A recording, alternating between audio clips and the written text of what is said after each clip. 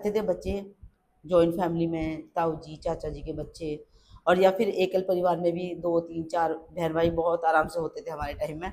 तो सब एक साथ रहते थे, तो क्या होता था कि यदि एक बच्चा परेशान है तो दूसरा भाई या बहन उसको समझ जाता था। वे एक दूसरे को समझना जानते थे क्योंकि साथ रहते थे, तो भावनाओं की कदर करते थे उस टाइम पर। सब मतलब बोलने से पहले उसकी समस्या को समझ जाते थे और वे आपस में ही सॉल्व कर लेते थे। पेरेंट्स तक बात जो है बाद में पहुँचती थी, पहले वो आपस में ही जो है उस समस्या का हल ढूँढ लेते थे। आपस में लड़ना झगड़ना तो बहुत दूर, यदि बाहर किसी से कुछ कहा-सुनी भी होगी, पहली बात तो कोई लड़ता झगड़ता नहीं था, और हो भी गई तो वे 2 3 4 बहन भाई जो वे सब एक साथ हैं।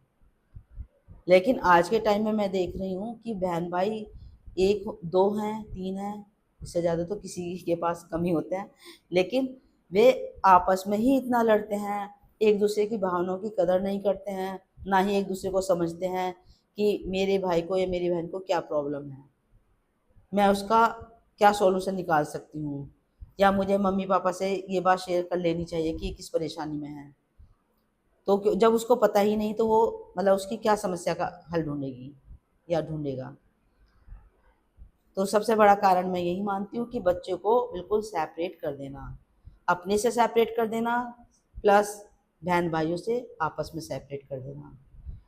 तो वे एक-दूसरे का प्यार जो है वो नहीं समझ पाएँगे।